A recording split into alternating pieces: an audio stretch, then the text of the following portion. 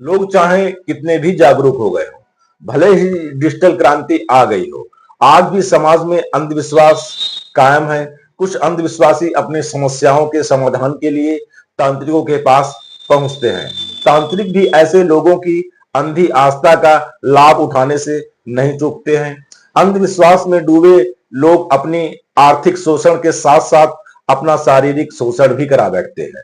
ऐसी बात नहीं कि केवल अनपढ़ लोग ही इनकी बातों का शिकार होते हैं, उच्च शिक्षा वाले लोग भी इनका शिकार होते हैं। तथाकथित तांत्रिकों के चक्कर में फंसकर कई परिवार बर्बाद हो चुके हैं, क्योंकि ये अपने स्वार्थ के लिए कुछ भी करने को तैयार हो जाते हैं। दिल्ली के एक इलाके में तांत्रिक के क्रियाकलापों की एक ऐसी खौफनाक कहानी सामने आई है जो लोग सुनने के बाद भी लोगों के कलेजा कांप उठ गया। सेंट्रल दिल्ली के थाना मार्ग का एक इलाका है कालीवाड़ी, जो प्रसिद्ध बिड़ला देवी मंदिर लक्ष्मी नारायण के सामने है।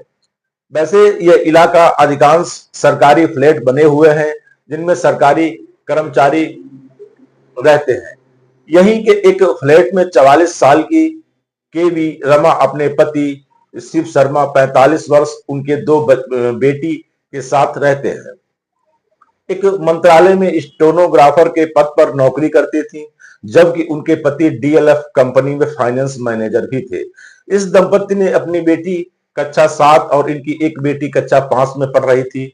दोनों मियां बीवी अच्छा खासा कमा रहे थे, इसीलिए इनके घर एक अच्छी मोटी रकम भी आया करती थी।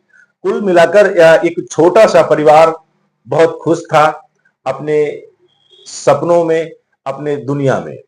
कहते हैं जब किसी व्यक्ति के पास जरूरत से ज्यादा पैसा आने लगता है तो उसका दिमाग भी सक्रिय हो जाता है। वह उनके पैसों से ज्यादा पैसे बनाने के उपाय खोजता रहता है। शिव शर्मा ने भी अपने पैसे को ज्यादा करने के उपाय खोजने लगे। उन्हें किसी ने बताया कि शेयर मार्केट एक ऐसी कंपनी है जिसमें उन्हें अच्छा खासा मुनाफा हो सकता है। यह बात शिव शर्मा को समझ आई। उन्हें शेयर मार्केट के बारे में जानकारी नहीं थी, लिहाजा उन्होंने जो इंटरनेट से जानकारी हासिल की थी, कुछ कंपनियों के बारे में हासिल की थी जानकारी, उसी में उन्होंने पैसे इन्वेस्ट कर दिए। इसके बाद उन्होंने कंपनियों के शेयर खरीदने शुरू किए। शुरुआत में तो उन्हें काफी अच्छा फायदा हुआ, उनकी दिलचस्पी और बढ़ती गई। उन्होंने शेयर मार्केट में ज्यादा पैसे लगाने का उन्होंने अपना मन बनाया। उन्होंने बिना अनुभव के कुछ शेयरों का उन्होंने शेयर खरीद लिए। इसके लिए उन्होंने काफी अच्छा मोटा पैसा लगाया हुआ था, जो उन्हें घाटा हो गया। इसका नतीजा यह निकला कि उन्हें काफी बड़ा नुकसान हुआ। इस नुकसान के चक्कर में उन्होंने काफी आपस में उनके झगड़े होने लगे। उन्होंने काफी लोगों से, अपने ऑफिस के लोगों से, अपने आसपास के लोगों से उन्होंने उधार पैसा मांगना शुरू कर दिया था। उसके बाद में ऑफिस में लोग उनसे पैसा मांगने लगे थे और तगादा करना उन्हें लोगों ने शुरू कर दिया था, और उनकी पत्नी से भी घर लोग आने लगे थे पैसे मांगने के लिए। शिव शर्मा तनाव में रहने लगे। केवी रमा लोगों के तगादा, जो उनके घर में लोग आते थे, उन्हें यह बात अच्छी नहीं लगती थी। शिव शर्मा का कर्ज निपटाने के लिए पत्नी ने भी उनकी बहुत मदद की। इन बातों को पति पत्नी के बीच में लड़ाई होने लगी। शिव शर्मा चिड़चिड़े होने लगे और बड़े गुस्से में रहने लगे, इसलिए उन्होंने अपनी पत्नी की पिटाई भी कर देते थे। नतीजन जिस घर में सभी लोग पहले शांति से रहते थे, वहां कलह ने डेरा डाल दिया। पत्नी सरकारी कर्मचारी थी, अच्छी खासी सैलरी पाती थी, इसीलिए वह पति की तानाशाही बिल्कुल बर्दाश्त नहीं करती थी। रमा महसूस करने लगी कि पति की वजह से वह शारीरिक व मानसिक प्रताड़ना से जूझ रही है। उधर शिव शर्मा लोगों के तगादे से परेशान हो गए। वह पत्नी से पैसे मांगते थे तो पत्नी मना कर देती थी, अब तुम्हें फूटी कौड़ी नहीं मिलेगी। एक दिन रमा ने एक जानकार से अपने घर की समस्या के बारे में चर्चा की, तो उस जानकार ने बताया कि किसी ऊपरी हवा का चक्कर हो सकता है। ऐसे में अगर किसी तांत्रिक मिल जाए तो समस्या का समाधान हो सकता है। रमा ने इस तरह के अंधविश्वास से जो रमा थी वह दूर रहती थी। हालांकि उस दिन कई सार्वजनिक स्थानों पर तांत्रिकों के पंपलेट चिपके देखे थे, जिनमें तरह तरह की समस्याओं का कुछ ही घंटों में निवारण करने की बात लिखी रहती थी।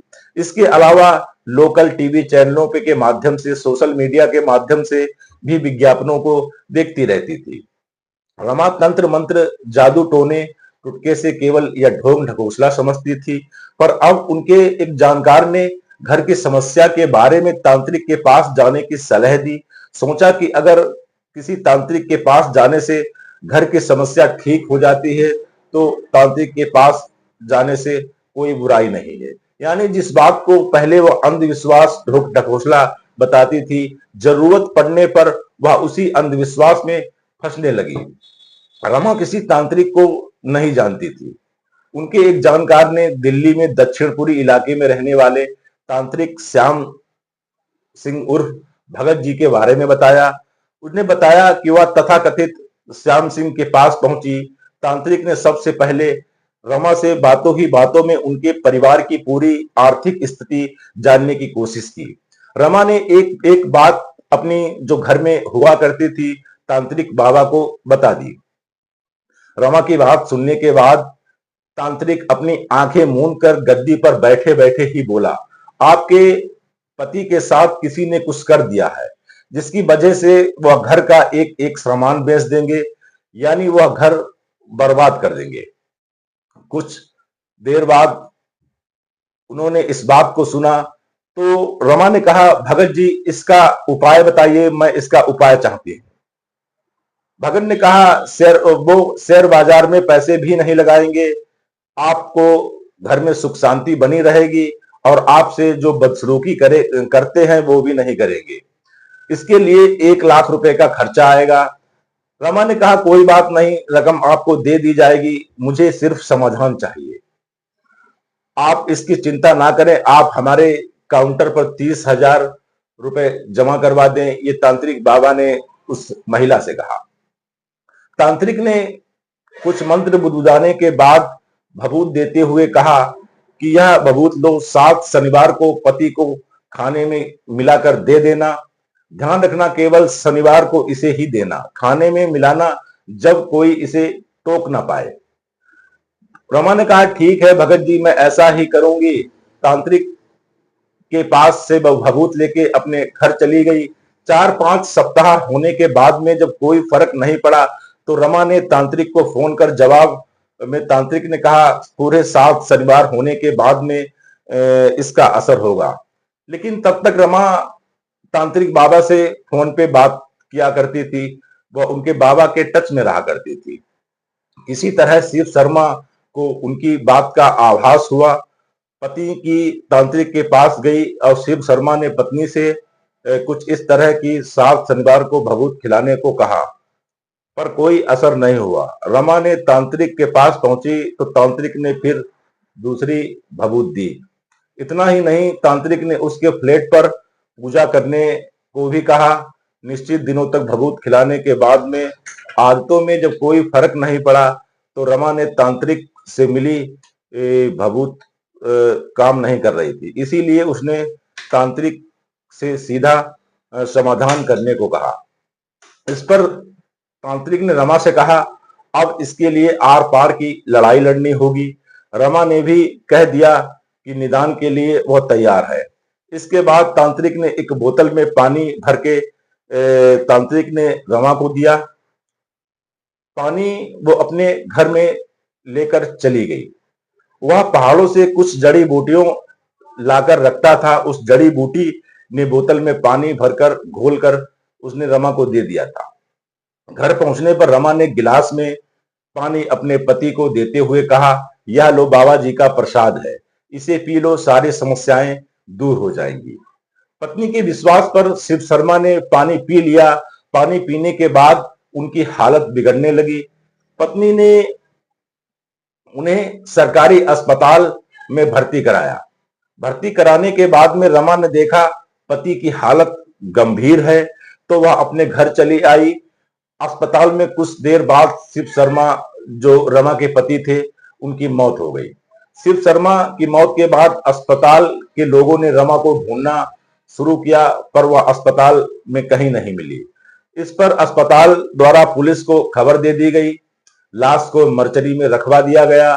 थाना मंदिर मार्ग के मंदिर में आदित्य रंजन भी वहां पहुंच गए। पुलिस छानबीन कर रमा के फ्लैट तक पहुंच गई। उसे बुलाकर पूछा, उसने स्वीकार कर लिया।